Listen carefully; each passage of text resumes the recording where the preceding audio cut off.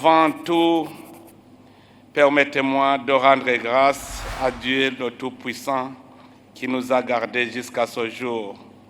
Que sa présence nous accompagne tout au long de notre rencontre autour des sujets qui nous préoccupent tant. C'est un grand honneur et un grand privilège pour moi d'accueillir vos excellences au nom du gouvernement et du peuple burundais et en mon nom propre à l'occasion du 11e sommet des chefs d'État et de gouvernement des pays signataires de l'accord cadre pour la paix, la sécurité et la coopération pour la République démocratique du Congo et la région. Avant d'entamer mon propos, permettez-moi, Excellences, Mesdames, Messieurs, d'exprimer mes sincères condoléances au gouvernement et au peuple de la République démocratique du Congo et du Rwanda endeuillés suite aux pluies diluviennes qui se sont abattues sur différentes provinces de ces pays, occasionnant d'énormes pertes humaines et matérielles. Mais aussi, je présente mes condoléances au peuple congolais aussi, victime des violences commises au quotidien par les groupes armés qui sévissent dans ce pays. Excellences, Mesdames, Messieurs, à l'époque coloniale belge, le Bujumbura était la capitale du Rwanda-Urundi et de l'Est de la RDC. Et nous voilà aujourd'hui réunis dans cette même ville pour parler de notre région dont les pays sont toujours liés par l'histoire, la culture et un même destin. Je vous souhaite donc la bienvenue à Bujumbura, capitale économique du Burundi, au cœur de l'Afrique. Votre présence ici est un témoignage éloquent de votre attachement sans faille à la paix, à la sécurité et partant de la volonté partagée de contribuer à la résolution pacifique des conflits dans notre chère région. J'apprécie à haute et juste valeur les sacrifices que vous avez faits pour répondre à l'invitation malgré vos multiples sollicitations. Par là, je voudrais profiter de cette occasion pour remercier sincèrement et saluer les grandes réalisations du président sortant du sommet des chefs d'État et de gouvernement du mécanisme régional de suivi de l'accord, son Excellence Félix Antoine Tshisekedi Tshilombo, président de la République démocratique du Congo, pays qui, comme je le disais, est lié au Burundi par la géographie, l'histoire et la culture. Excellences, Mesdames, Messieurs, ce 11e sommet coïncide avec la célébration du 10e anniversaire de l'accord cadre pour la paix, la sécurité et la coopération pour la République démocratique du Congo et la région. Le 24 février 2023, 10 ans se sont écoulés en leur parcours marqué par des changements géopolitiques importants et des réalisations remarquables enregistrées dans la recherche de la paix en RDC, mais également cette période a été caractérisée par des obstacles et des défis qui s'observent encore aujourd'hui. Parmi les changements majeurs survenus dans la région au cours de la décennie qui vient de s'écouler et qui peuvent influencer le cours des événements, nous pouvons mentionner l'adhésion de la République démocratique du Congo à la communauté est-africaine. Qu'il me soit permis de saluer et de féliciter mon homologue et frère président Félix Tshisekedi Tshilombo pour les efforts et les progrès remarquables du gouvernement congolais, tant sur le plan socio-économique que sécuritaire, notamment dans la quête de la pacification et la stabilisation de l'Est de la République démocratique du Congo.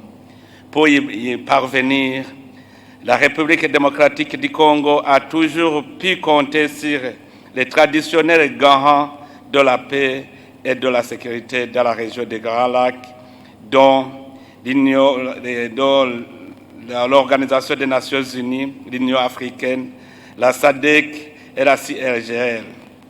Mais aujourd'hui, ils ne sont plus les seuls impliqués dans le mécanisme de suivi de l'accord cadre pour la paix, la sécurité et la coopération pour la RDC et la région.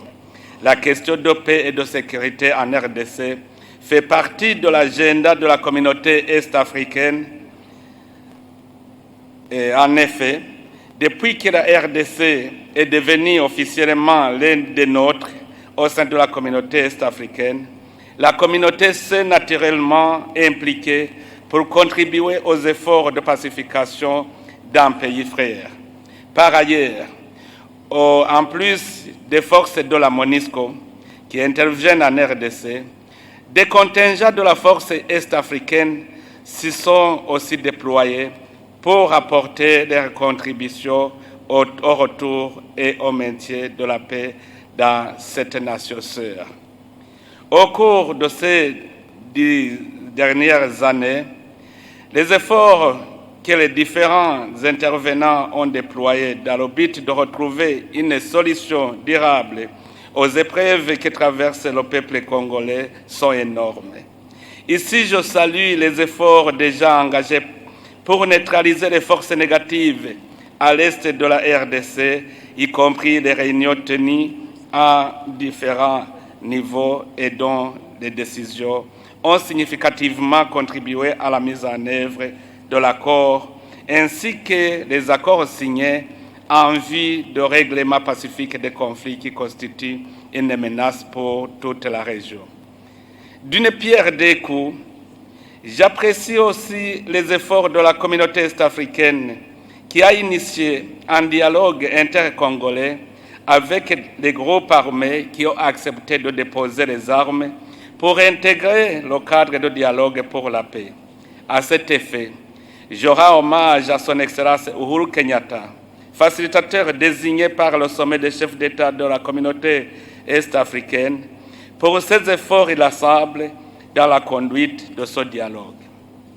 Je voudrais en outre exprimer à juste titre mon appréciation pour l'apport remarquable des institutions garantes de l'accord cadre, l'ONU, l'Union africaine, la SADC et la CIRGL, pour leurs remarquables contributions en vue de la mise en œuvre de l'accord. Votre présence ici, mesdames, messieurs, en tant que représentants de ces institutions, nous encourage énormément. Quant aux défis, il ne manquera pas de souligner la pauvreté et le chômage qui sont l'ennemi commun de tous les citoyens congolais, aggravés par l'exploitation illégale et illicite des ressources naturelles qui devraient servir à juguler ces problèmes. En plus, la persistance des forces négatives et la résurgence des combats menés par le mouvement M23 a exacerbé un climat malsain entre la RDC et le Rwanda, ce qui ajoute le drame au drame. À tous ces défis, nous devons ensemble trouver des solutions. C'est ainsi que nous saluons aussi le processus de Luanda qui est venu emboîter le pas au processus de Nairobi afin d'éviter toute escalade de conflits et de normaliser les relations entre les deux États voisins. Au même chapitre de la situation sécuritaire régionale, nous suivons avec une grande préoccupation l'évolution de la situation en République du Soudan, qui non seulement est partie prenante à l'accord cadre, mais aussi il y côtoie notre communauté, ce qui fait que nous devons subir des effets collatéraux à ce conflit. Ainsi, je joins ma joie à celle des autres dirigeants du monde entier pour demander aux parties en conflit de cesser immédiatement et définitivement les hostilités et de s'engager avec volonté dans les négociations afin de trouver une solution pacifique à la crise. Nous saluons par ailleurs les efforts consentis par la communauté internationale, dont l'Union africaine, pour restaurer la paix et la stabilité au Soudan. Excellences, mesdames, messieurs, la sagesse africaine nous interpelle à trouver des solutions africaines aux problèmes africains. Dans la même logique, il faut des solutions régionales aux problèmes régionaux. En effet, Excellences, Mesdames, Messieurs, la région a toujours montré ses capacités d'aider les pays en conflit pour retrouver la paix. Ici, je redis sous contrôle de Son Excellence, Monsieur le Président Yoweri Museveni, notre sage de la région, qui était président de l'initiative régionale pour la paix au Burundi. Et je le confirme, en tant que témoin oculaire et auriculaire, car j'étais moi-même partisan actif du processus de paix au Burundi. Comme la communauté est-africaine est devenue plus dynamique que jamais dans la recherche de la paix, je suis convaincu que nos frères citoyens congolais retrouveront la paix et la dignité. Je crois que dans cette région, le Burundi est le seul pays qui a connu une longue histoire de conflits et de violences perpétrées de façon discrète depuis l'indépendance en 1962, et personne ne pensait qu'en un laps de temps, le Burundi serait tel que nous le retrouvons aujourd'hui. C'est un pays qui a connu des massacres sans nom, des discriminations, des persécutions et des violations graves des droits de l'homme. Un pays où, pendant des décennies, il était interdit de pleurer les siens massacrés, mais qui aujourd'hui a retrouvé la paix, la stabilité et a rétabli son unité nationale en tournant agréable miraculeusement. C'est un pays dont l'autorité de l'État avait caché des fausses communes contenant des milliers de personnes pendant des décennies, mais qui, après la découverte de la vérité, est aujourd'hui, en si peu de temps, rétabli et jouit de la confiance de tous les citoyens. Le Burundi est un témoignage vivant que les efforts régionaux peuvent changer le cours de l'histoire de tout le peuple.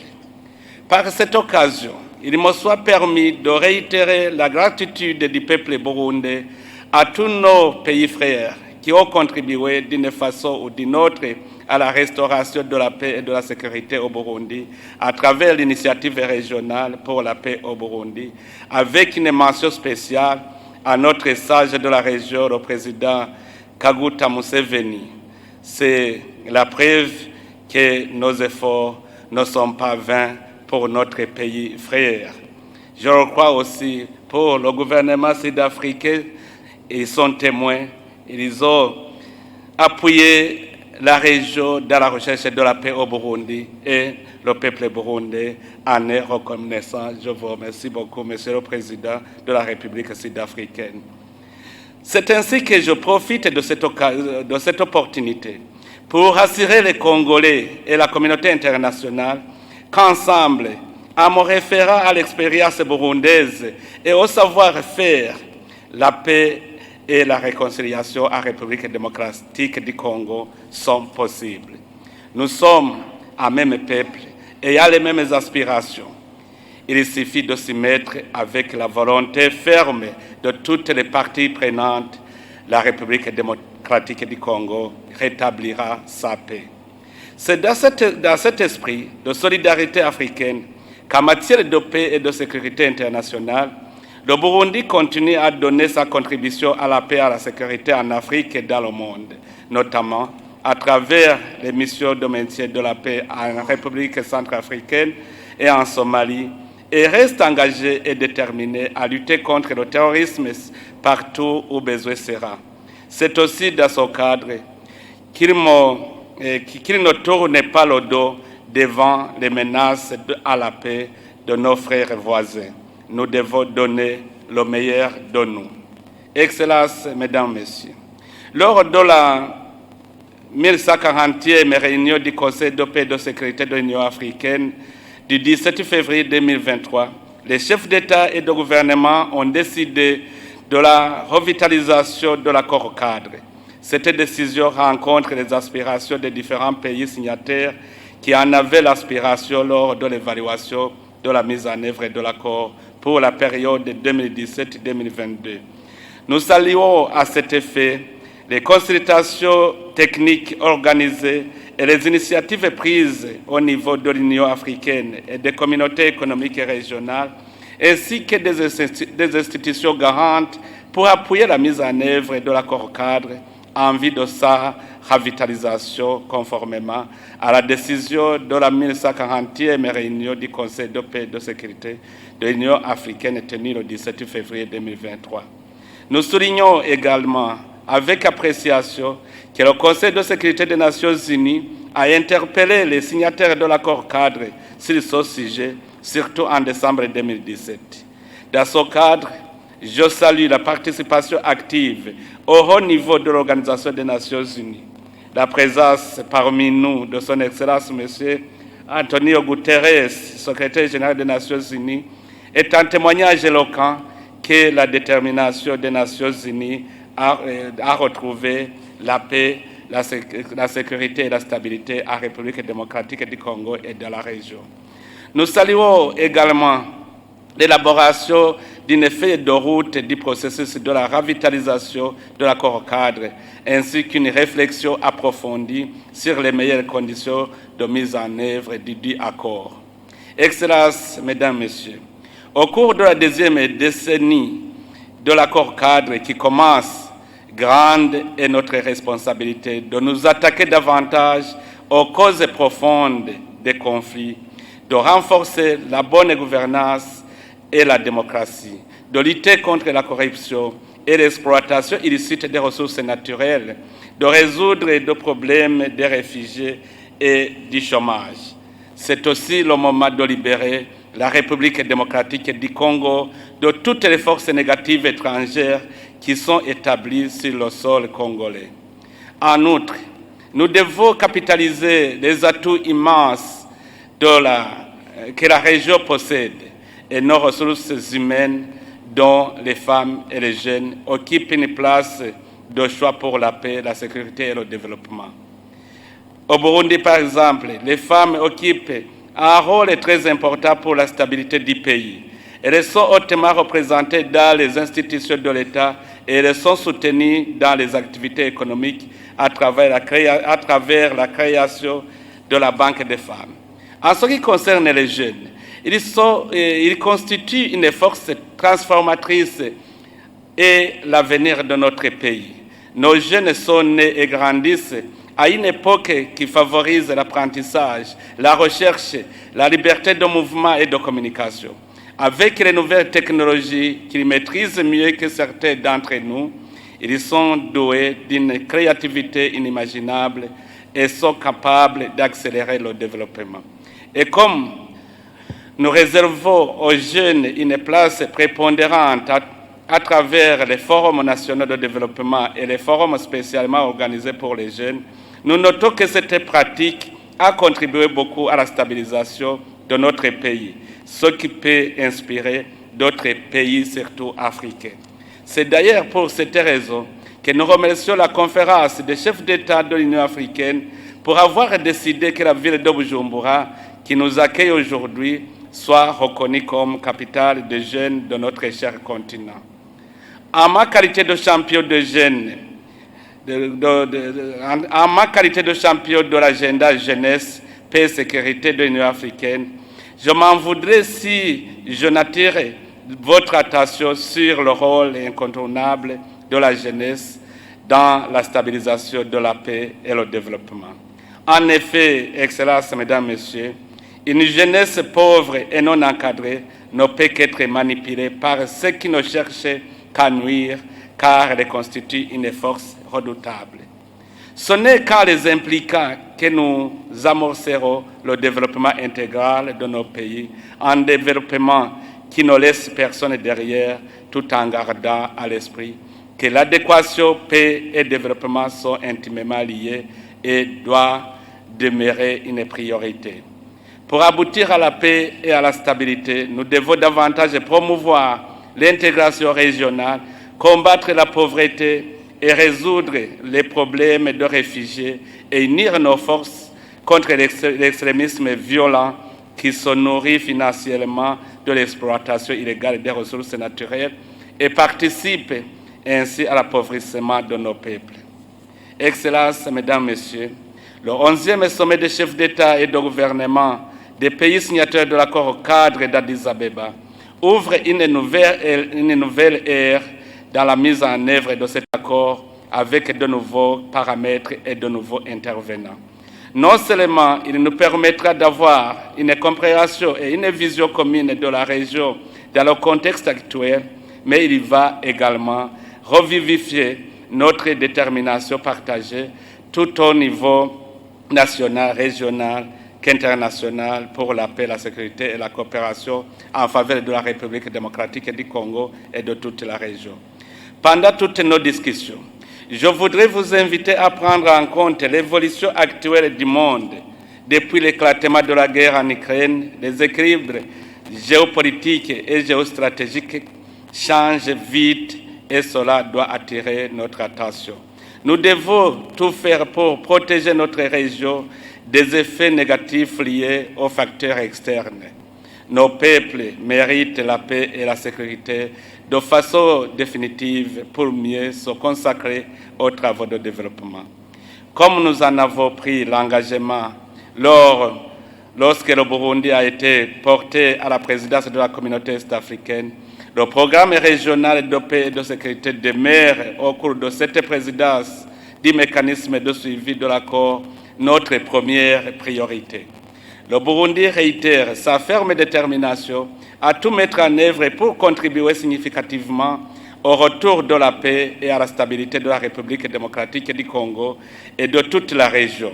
Cela passera sans doute par la mise en œuvre effective des décisions prises concernant la paix et la sécurité dans notre région. Pour ce faire, nous comptons sur le soutien financier et logistique de la communauté internationale et plus spécifiquement des Nations Unies. Excellences, Messieurs les chefs d'État et de gouvernement, distingués chefs de délégation, Excellences, Mesdames, Messieurs, tout protocole observé. En clôturant mon propos, je forme le vœu que les discussions de ce sommet aboutissent à des décisions et conclusions qui marqueront d'une empreinte indélébile la nouvelle décennie de l'accord cadre en vue d'une paix, sécurité et développement durable en République démocratique du Congo et de la région. Je vous souhaite donc un agréable séjour au Burundi, pays des mille et une collines. Vive la solidarité et la coopération internationale. Vive la paix, la sécurité et le développement de la région des Grands Lacs. Je vous remercie de votre aimable attention.